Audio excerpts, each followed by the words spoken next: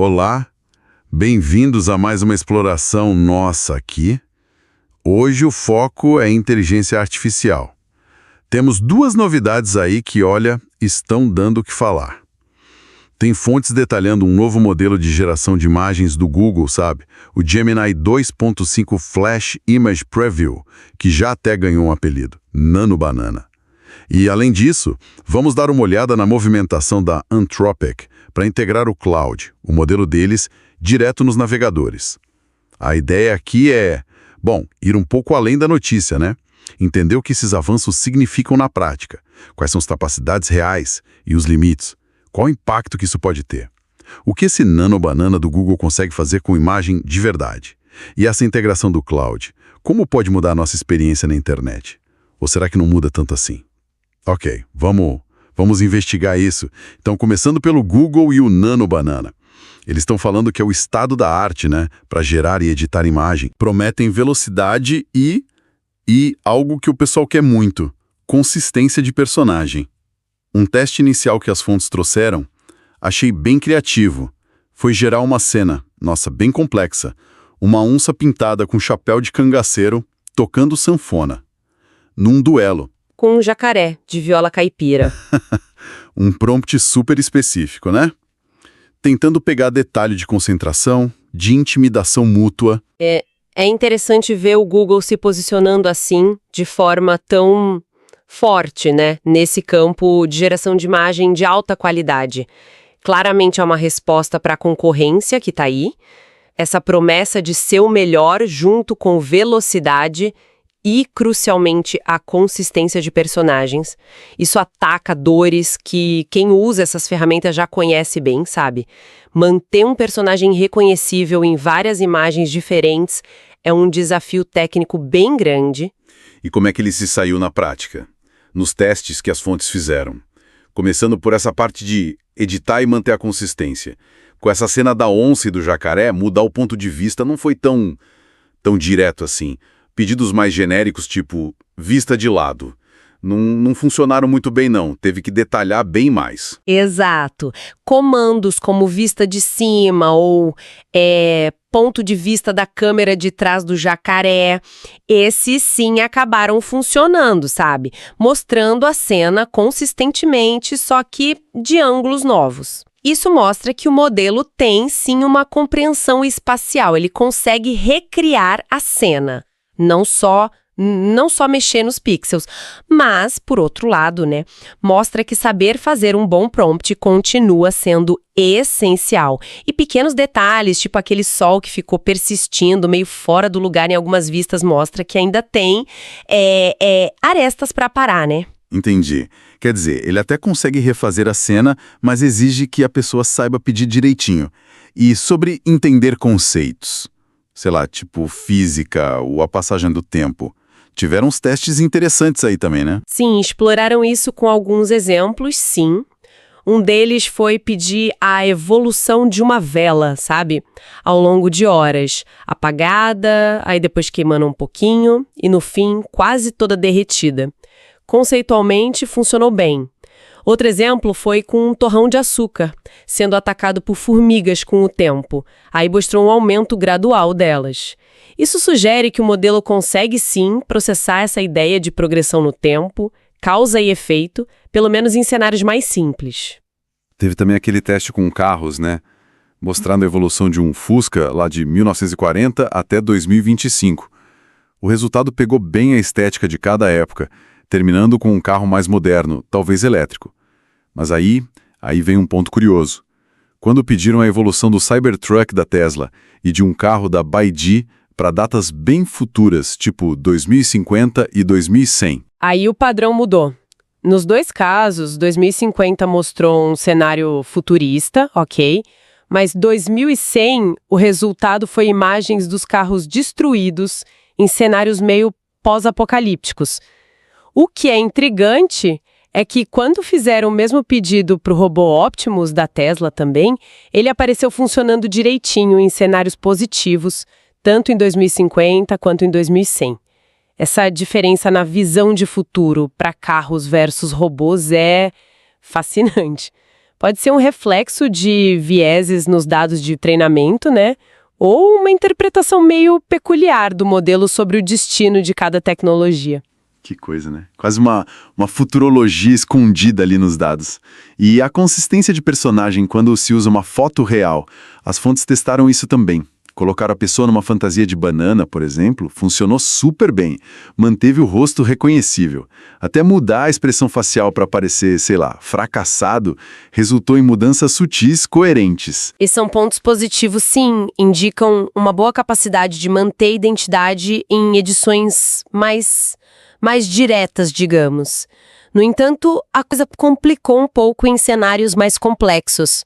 Pedi a pessoa andando de bicicleta e acenando. Gerou outra pessoa. Mesmo mandando a foto de novo como referência, a semelhança não ficou total, sabe? E tentar mudar a perspectiva da bicicleta girou a pessoa, mas o fundo ficou parado. O teste mais ambicioso talvez tenha sido aquele de colocar a pessoa do lado do Cristo Redentor, abraçados, os dois do tamanho do Cristo. O resultado inicial foi a pessoa em frente ao Cristo fazendo hang-loose. Uma observação interessante da fonte foi que essa imagem específica parecia, nossa, incrivelmente irrealista, quase uma foto de verdade. Mas as tentativas de conseguir o abraço mesmo falharam, gerando uns resultados meio bizarros ou perdendo a semelhança da pessoa. Isso resume bem o estado atual, eu acho. É bom para edições mais simples, reconhecimento facial básico, mas ainda tem dificuldade em manter a identidade em ações mais complexas ou interações espaciais muito específicas. Aquele sentimento de será que sou eu mesmo nessa foto? É super importante para o uso pessoal, né? E parece que o Gemini ainda tem um caminho para garantir isso sempre. A necessidade de prompts muito precisos e de ir tentando de novo fica clara mais uma vez. Agora, um ponto que parece ter sido um salto bem grande: gerar texto dentro das imagens. Aqui a coisa fica realmente interessante. Historicamente era um ponto fraco do Gemini, né? Pediram para gerar uma lousa com umas frases longas, complexas, até uma parlenda infantil. E o resultado foi descrito como, nossa, quase perfeito. Só um errinho mínimo de acentuação. De fato, isso representa uma melhoria bem notável. Outro teste com post-it, sabe? Com tarefas escritas num quadro de avisos, também funcionou bem depois de refinar o prompt. Embora ainda com uns errinhos pequenos de acento, interpretação. Mas a capacidade geral de gerar texto legível, integrado na imagem, superando aquela dificuldade anterior, isso coloca o Gemini sim em pé de igualdade ou muito perto dos concorrentes nesse ponto específico. E, por último, um teste que combinava técnicas. Gerar a pessoa da foto correndo na praia. Funcionou, mas a semelhança ficou meio, assim, parecia um irmão. Depois, vista de costas, ok, funcionou. E aí, a vista a partir de um barco na água. O resultado: a pessoa correndo sobre a água. Uma interpretação bem literal e inesperada. Esse último exemplo é quase cômico, né? Mas ilustra bem os desafios que ainda existem na interpretação da linguagem natural, principalmente em prompts que descrevem cenas complexas ou perspectivas, não muito comuns.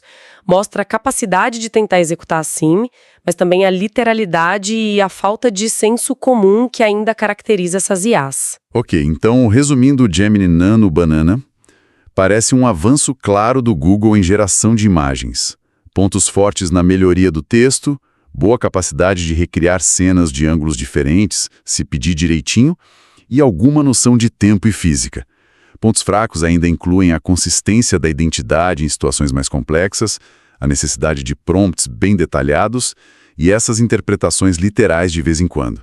A competição esquentou mesmo. Com certeza. As fontes indicam que o Google se aproximou muito dos líderes, sim, deixando a competição, como dizem, pau a pau. Para quem usa essas ferramentas, isso significa mais opções, né? E talvez uma escolha que vai depender mais da tarefa específica do que de uma superioridade absoluta de um modelo sobre o outro. A questão agora é se ele já é bom o suficiente para substituir outras ferramentas em certos fluxos de trabalho. Bem interessante isso.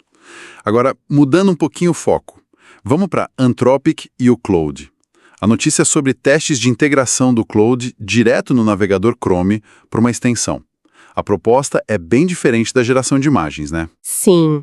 Aqui a gente está falando de dar mais agência para IA, sabe? A ideia é que o Claude possa não só ver o conteúdo de uma página web, mas também interagir com ela. Clicar em botões, preencher formulários, realizar ações mesmo. É um passo em direção a um assistente de IA que opera ali dentro do ambiente digital do usuário. Meio parecido com o que outros navegadores experimentais, tipo o Comet da Perplexity, também estão explorando. As fontes até mencionam o potencial de ser uma mão na roda, transformar o navegador numa espécie de Jarvis, né, um assistente pessoal digital. Isso. Isso soa muito útil para a produtividade. O potencial é realmente grande, imagina. Automatizar tarefas repetitivas online, resumir páginas complexas na hora ou até preencher aqueles cadastros enormes. Conectando isso a um quadro maior, é a tendência da IA deixar de ser só uma ferramenta que a gente consulta para se tornar um agente que executa tarefas para a gente. Uma IA que, lendo um e-mail malicioso, poderia ser instruída a deletar outros e-mails importantes. Exatamente. O desafio da segurança é, monumental. Dá para a IA a capacidade de clicar, digitar, apagar, exige barreiras de proteção muito, muito robustas. A Anthropic foi transparente, compartilhou dados internos que mostraram que, mesmo com as proteções deles, ataques simulados ainda tinham uma taxa de sucesso de uns 11%. Pode parecer baixo, mas para ações que podem ser destrutivas, 11% é quase 1 em cada 10 tentativas, é considerado alto, sim. Faz todo sentido a cautela, então. Por isso que o lançamento inicial é um teste fechado, né? Só para 1.000 usuários de um plano pago, com lista de espera e tudo. Eles querem testar isso num ambiente mais controlado, antes de liberar para mais gente. É a abordagem responsável, né? Precisam garantir que a IA não possa ser facilmente manipulada para fazer coisas indesejadas ou prejudiciais. Equilibrar a utilidade de um agente de IA com a segurança necessária é, talvez, um dos maiores desafios para essa próxima fase da inteligência artificial. Então, o que tudo isso significa, juntando as duas pontas? De um lado, a gente tem o Gemini aprimorando a capacidade criativa da IA, gerando imagens e textos mais complexos, mais consistentes. Do outro lado, o Claude explorando a capacidade de ação da IA, interagindo direto com o nosso ambiente digital. São duas frentes de avanço bem rápido. E ambas ilustram um padrão. Mais poder, mais capacidade, mas também novos desafios. Com o Gemini, o desafio é aprender a se comunicar bem com a IA, com prompts cada vez mais sofisticados. Com o Claude, o desafio é construir e confiar, em sistemas que podem agir em nosso nome, lidando com os riscos de segurança que vêm junto. A linha entre IA como ferramenta passiva e IA como agente ativo está ficando cada vez mais tênue. A competição, como a gente viu com o Gemini, acaba acelerando a inovação, o que geralmente é bom para quem usa a tecnologia. Mas também exige uma adaptação constante da nossa parte. Sem dúvida. As habilidades que a gente precisa mudam, né? Saber formular um bom prompt vira quase uma forma de programação mais acessível. Desenvolver um olhar crítico sobre segurança e confiança em sistemas autônomos vira algo essencial. A gente está entrando numa era onde essa colaboração humano-IA fica mais complexa, mais integrada no nosso dia a dia digital. Fica então uma reflexão para a gente pensar daqui para frente.